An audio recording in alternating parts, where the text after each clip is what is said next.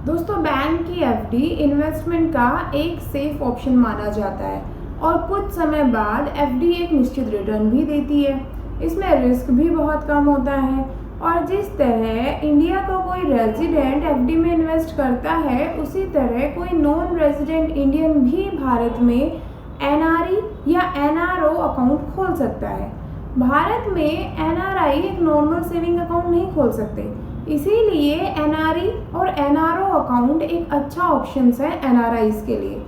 अब आप सोच रहे होंगे कि एक एनआरआई जो फॉरेन करेंसी में पैसा कमाता है, वो इंडिया में आके एफडी क्यों ओपन करेगा? दोस्तों, इसकी कई वजह हो सकती हैं, जैसे कि वो एनआरआई जॉब पर्पज से बाहर गया हो और कुछ साल बाहर के देश में पैसा कमाने के बाद वो वापस इंडिया में ही आके सेटल होना चाहता हो, या फिर दूसरा जो अहम पॉइंट है वो ये है कि इंडिया के जो बैंक हैं वो बाहर की डेवलप्ड कंट्रीज़ के जो बैंक्स हैं जो इंटरेस्ट रेट ऑफ़र करते हैं, उनसे कहीं ज़्यादा इंटरेस्ट रेट ऑफ़र करते हैं। दोस्तों, जितने भी डेवलप्ड कंट्री हैं वहाँ के बैंक बहुत कम इंटरेस्ट रेट ऑफ़र करते हैं और इंडिया के बैंक उनके मुकाबले ज़्यादा इंटरेस्ट रेट ऑफ़र करते हैं। इस वजह से भी एनआरआई अपने देश में इन्वेस्ट करना पसंद करते हैं और देशभक्ति की भावना तो फिर होती ही है, वो भी काफ़ी अहम रोल प्ले करती है।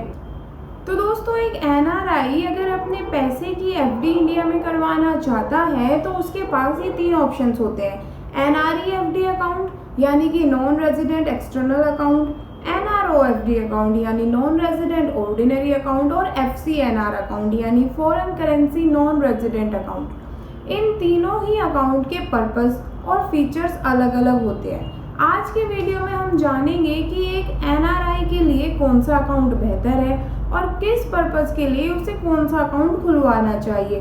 साथ ही साथ इन तीनों अकाउंट का एक कंपैरेटिव एनालिसिस भी करेंगे और जानेंगे कि कौन सा अकाउंट किस पर्पस के लिए एनआरआईज को खुलवाना चाहिए और कौन सा अकाउंट उनके लिए बेहतर है। तो चलिए दोस्तों, शुरू करते हैं। नमस्कार दोस्तों, मैं विदिशा चौधरी व्यापार मंच में आपका स्वागत करती हूँ।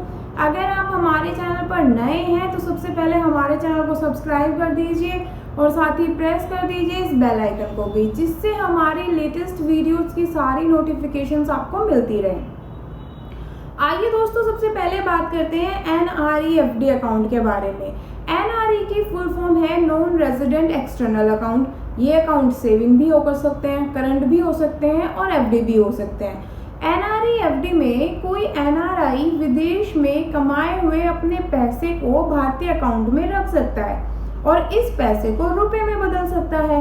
इसमें आपके पैसे पर मिलने वाले ब्याज पर आपको कोई टैक्स नहीं देना होता, यानी कि जो इंटरेस्ट आप अर्न करते हैं वो टैक्स फ्री होता है। इसमें जमा किए गए प्रिंसिपल अमाउंट और ब्याज दोनों को ही आप रिपेट्रिएट कर सकते हैं, यानी कि जिस कंट्री में आप रहते हैं आप उस कंट्री में भेज सकते हैं। इसमें आप किसी भारतीय नागरिक के साथ जॉइंट अकाउंट नहीं खोल सकते। हाँ, आप किसी अपने जैसे ही एनआरआई के साथ जॉइंट अकाउंट ज़रूर खोल सकते हैं, पर किसी इंडियन रेजिडेंट के साथ आप जॉइंट अकाउंट नहीं खोल सकते। आप इसमें अपनी डिपॉजिट किए गए अमाउंट के 90% तक लोन ले सकते हैं। इसमें आपको कम से कम 25,000 रुपये तक डिपॉजिट करने होते हैं। इसमें मैच्योरिटी होने पर आपके प्रिंसिपल अमाउंट और डिपॉजिट पर ऑटोमेटिक रिन्यूअल मिलता है। दूसरा जो अकाउंट ऑप्शन आता है वो है एनआरओ एफडी अकाउंट। दोस्तों, एनआरओ की फुल फॉर्म है non resident ordinary account. NRO account कोई भी एनआरआई भारत में अर्न किए गए पैसे, यानी कि जो पैसा वो इंडिया में कमा रहा है, उस पैसे को जमा करने के लिए रख सकता है। ये इनकम किराया, पेंशन या कोई भी दूसरी इनकम हो सकती है। एनआरओ फिक्स डिपॉजिट में जमा किए गए अमाउंट पर इंडियन एक्ट के हिसाब से आपको टैक्स देना होता है। इस अकाउंट से अर्न किए गए इंटरेस्ट पर आपको इनकम टैक्स एक्ट 1961 के तहत लगभग 30% तक का टैक्स देना होता है। दोस्तों, ये घरेलू एफडी पर लगने वाले टैक्स रेट के मुकाबले ज़्यादा है।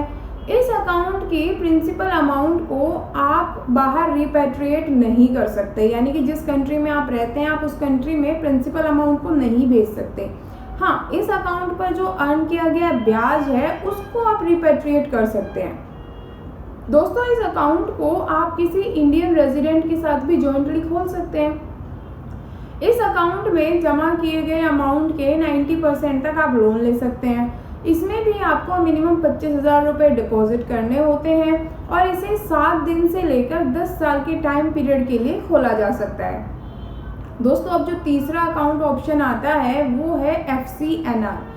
FCNR की फुल फॉर्म है foreign currency non resident account. FCNR account उन NRIs के लिए है जो अपनी फॉरेन अर्निंग्स को इंडिया के बैंक में इन्वेस्ट तो करना चाहते हैं लेकिन उसका कन्वर्जन नहीं करना चाहते, यानी कि वो अपनी फॉरेन अर्निंग्स को फॉरेन करेंसी में ही इन्वेस्ट करना चाहते हैं। FCNR में इंडियन बैंक में जिस करेंसी में पैसा जमा किया जाता है उसी करेंसी में NRI उस पैसे को विड्रॉ भी कर सकता है, यानी कि अगर आप डॉलर में कमा रहे हैं तो आप डॉलर में जमा कर सकते हैं, आप दिरहम में कमा रहे हैं आप उसमें जमा कर सकते हैं, आप यूरो में कमा रहे हैं आप उसमें जमा कर सकते हैं, आप पॉन्ड्स में कमा रहे हैं तो आप पॉन्ड्स जमा कर सकते हैं और पॉन्ड्स में ही विड्रॉ कर सकते हैं। तो इस ऑप्शन में कोई करेंसी कन्वर्जन नहीं होता, तो आपको कन्वर्जन लॉस जो है वो बेयर नहीं करना होता, कोई कन्वर्जन कॉस्ट भी नहीं देनी होती। इस अकाउंट पर जो इंटरेस्ट मिलता है वो इंटरेस्ट भी इंडिया में टैक्सेबल नहीं होता, यानी कि उस पर आपको इंडिया में कोई टैक्स नहीं देना होता। RBI के रूल्स के अकॉर्डिंग FCNR डिपॉजिट पूरे तरीके से रिपैट्रिएबल यानी कि ट्रांसफरेबल है। तो दोस्तों, ये हमने आपको तीनों अकाउंट्स के बारे में बता दिया। अब एक बार इन तीनों अकाउंट्स का कंपैरेटिव एनालिसिस कर लेते हैं। NRE account. दोस्तों, NRE अकाउंट की फुल फॉर्म है non resident external account. NRO account की फुल फॉर्म है नॉन रेजिडेंट ऑर्डिनरी अकाउंट और FCNR की फुल फॉर्म है foreign currency non resident account. अगर हम डिपॉजिट आपको किस करेंसी में करना है ये बात करें तो NRE अकाउंट में आपको जिस करेंसी में आप पैसा अर्न कर रहे हैं यानी कि फॉरेन करेंसी उसी में डिपॉजिट करना होगा। NRO अकाउंट में आपको इंडियन रुपीस में डिपॉजिट करना होगा और FCNR में भी आपको फॉरेन करेंसी में ही डिपॉजिट करना होगा। विड्रॉल की बात करें कि विड्रॉल आपको किस करेंसी में मिलेगा, तो दोस्तों NRE अकाउंट में आपको इंडियन रुपीस में विड्रॉल मिलेगा। NRO अकाउंट में आप जमा भी इंडियन रुपीस में करेंगे और विड्रॉ भी इंडियन रुपीस में करेंगे। FCNR में आप फॉरेन करेंसी में ही पैसा जमा करेंगे और फॉरेन करेंसी में ही आपको विड्रॉल मिलेगा। एक्सचेंज रेट की अगर हम बात करें तो दोस्तों NRE अकाउंट में आप जमा तो अपनी फॉरेन करेंसी में करते हैं लेकिन विड्रॉ आपको इंडियन रुपीस में मिलता है, तो यहाँ पर फॉरेन एक्सचेंज रेट का जो फ्लक्चुएशन है वो आपके अकाउंट को अफेक्ट करता है। NRO में आप इंडियन में जमा करते हैं, इंडियन में विड्रॉ करते हैं तो कोई इफेक्ट नहीं होता फॉरेन एक्सचेंज रेट का। सेम FCNR में आप फॉरेन करेंसी में ही पैसा जमा करते हैं, फॉरेन करेंसी में ही विड्रॉ करते हैं, इसीलिए फॉरेन एक्सचेंज रिस्क इन्वॉल्व नहीं होता है। अब अगर हम टैक्स की बात करें तो दोस्तों NRE अकाउंट इंडिया में टैक्सेबल नहीं है। NRO अकाउंट इंडिया में टैक्सेबल है at the rate of 30%। FCNR की बात करें तो FCNR इंडिया में टैक्सेबल नहीं है। अब आती है सबसे अहम बात यानी कि रिपैट्रिएबिलिटी यानी कि ट्रांसफ़र।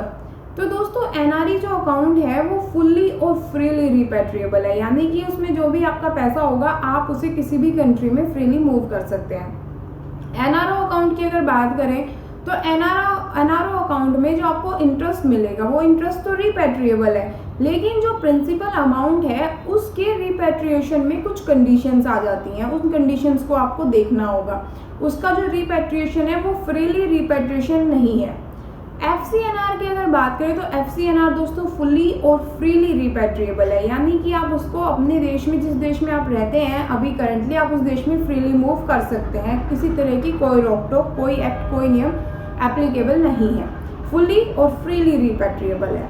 तो दोस्तों ये हमने एक कंपैरेटिव एनालिसिस किया NRE, NRO एंड FCNR का।